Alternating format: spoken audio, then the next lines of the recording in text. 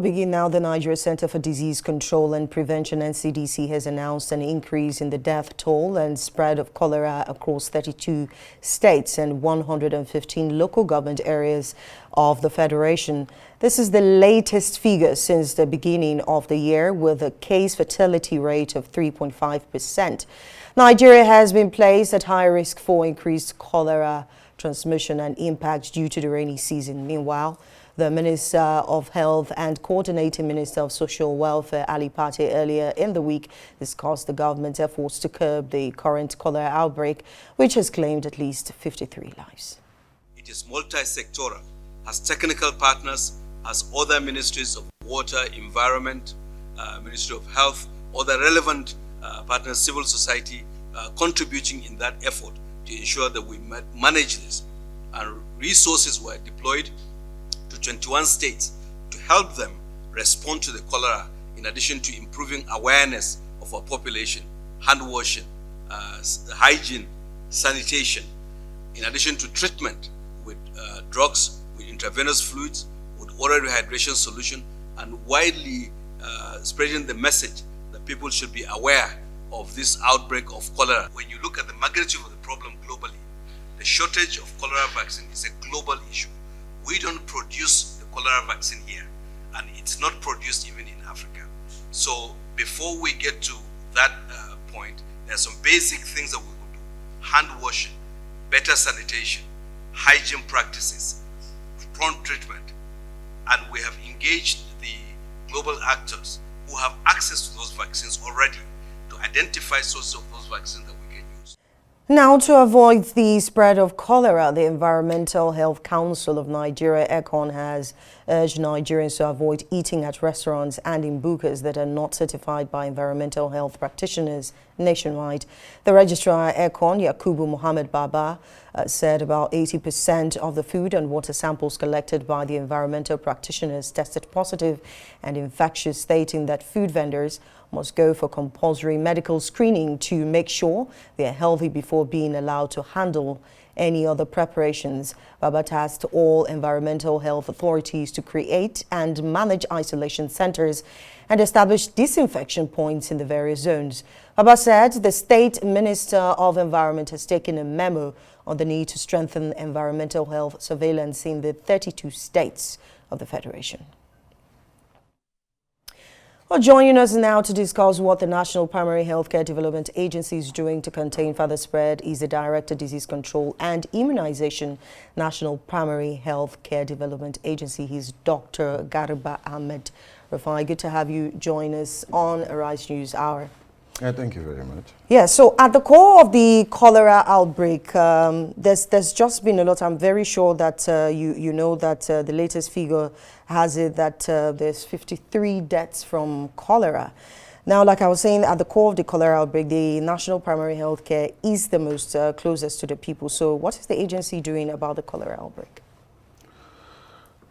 Yeah, thank you very much. We just watched the Honorable Minister speak about the disease. This is a disease of poor hygiene, disease of eating foods that are not properly cooked, taking water that are not properly purified, and all the other things that we put through our oral cavity. So for us at the National Primary Healthcare Development Agency, we're part of an interagency committee, which we call the Cholera EOC, Emergency Operations Center, which was inaugurated just on Monday here, consisting of not just the National Primary Healthcare, but all of the other agencies, NCDC, some ministries, like the Ministry of Environment, Ministry of Information, Ministry of Education, and some of our global partners who are also involved in the fight against diseases in the country, not just cholera. So we have also been able to engage with the global body. Just to state here that at some point in 2021, in anticipation, we did request for vaccines, which is our primary mandate, and we have also been able to get an approval for these vaccines. But just like the minister said, we don't produce these vaccines. The vaccines are not even produced in Africa, and we're trying our best to ensure that we get those vaccines into the country. But meanwhile, we're also using our network. Like, you know, we have footprints everywhere across the country, up to the rural areas, and we're using all our footprints to ensure that we do some real aggressive sensitization. And this is not the time to go alone. We're working with all of the relevant agencies, both at the national level and the subnational levels. And we're working to ensure that, yes, people get the right information and also be able to take these precautions. Like you said, folks should not go about eating in bukas and restaurants and all of these hawkers of fruits and all of that. So we're doing the best that we can to do massive sensitization while we work to ensure that we get the vaccines, and immediately these vaccines are around, we would bring it out and conduct mass campaigns, and while we continue with all of the other measures that have been put in place. So as the Director of Disease Control, particularly at the National Primary Healthcare, what are the basic challenges? Because one before now, there were predictions that the rainy season is going to be much. And so the level of preparedness, would you say we've done enough? Because as of last week, we had 31 deaths. This week, 53 deaths. We don't know how many states, because now it's 31, it started 30 states, 31, 32 now. As the Director, what are the challenges? Are there gaps that we need to fill? Yes, Nigerians are very resilient people. We all know that. But in all of that, we know that Nigerians tend not to listen until it becomes really life-threatening. So one of the gaps there is in terms of massive sensitization and actually putting the facts out there and the knowledge out there. Yes, it has not been enough. I need to actually come out to say that.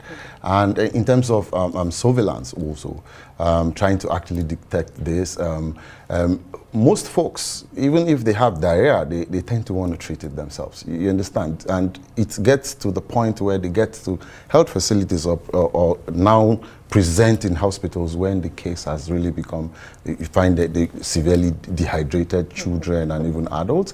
And those are some of the gaps that we really need to really intensify. Just not vaccines, but information sharing to everybody, and also be able to detect and be able to treat, and also... Because the issue is we often... So I understand when you say the people, we have a role to play as the population. Yeah. But there's a role of the agency. Yeah. And we tend to wait until it gets to this point before we begin to, we need to get more vaccines. As the predictions come out from the start of every year, we have predictions of the weather. What did the agency do? Because there's often, a surge before we begin to take measures and all of that. What are the steps? It seems nothing was done until we begin to record deaths. No, like I said, we just not for this this time or this occurrence, we had made that attempt to actually stockpile vaccines. I'm not talking 1 million doses, I'm thinking over 10 million doses that we actually did apply and actually got approvals. But something came up, there's the global body that makes these vaccines. We have just one company now that gives to the whole country, the whole world. So it's not about the time that the vaccines were requested for? No. It's not actually the time. The vaccines actually take time to produce, so that's why we actually did request long before all of this, because we're looking at the years from 2021, 2022, and also 2024. So that's why we requested for that much 3 volume. Years ago. Yeah, that much volume. And you can see that we're still unable to get that quantity of vaccines. What we got was 1.9 million doses, which we were able to use when, if you recall, there was an outbreak also in Kano, and we were able to use that. We were able to contain all of that, working with the other agencies. So yes, it's not like we did stay back. Yes, we also tried as much as possible to create sensitization. We have all of our community structures. We have community informants. We have a lot of our health educators out there at this sub-national level that live directly with the communities, and also the traditional leadership. And we use all of those structures to sensitize. However, the outbreak is here. And we have to take it on. And we're doing our best to make sure that this does not escalate beyond this. So, but do we currently have vaccines? No. We don't have vaccines at all. Not at all. The 1.9 million doses that we got has been exhausted. And we not just for the global task force that gives us vaccines, but also we're looking at local measures to see if we can get vaccines locally and see how we respond to this, carrying out campaigns around where the hotspots, and also do some ring vaccinations around all of those communities that are around where this cholera outbreak has happened. Yes, but we have put up an application to what you call the International Coordinating Group for Cholera, also not to ensure that whoever brings the vaccine first, yes, we'll collect and make sure that we give it to them. So you mentioned in the course of this, just to round things up, taking the awareness to the communities. These people they don't have access to clean water. You know, so it's not about telling them alone, it's about action, it's about fixing those structures. You know, you say don't drink water, but you don't provide. So it's a two-way thing. How is that campaign being effective in those rural areas? So those are long-term issues. Okay. Yeah, those are long-term issues. So the people have a role, the government has a role. So it's obvious now that we need to increase our investment in water infrastructure. We need to increase our investment in waste management. Right. We need to open defecation is still a problem in a lot of states in Nigeria, and that is something that we need to curb. There's been campaign against open defecation. There's been campaign about just simple boiling the water before drinking it, and try to avoid all of the things that you do not know the source. All of this suya, those ones that carry stuff on their head, and all of those. And these fruits that we see every day, they just put them out there. How long they stay, somebody comes, touches it, goes back. Simple hand washing. All of those things. Right. Yeah. All right, and thank you so much, Dr. Garba Rufai, for coming on Arise News.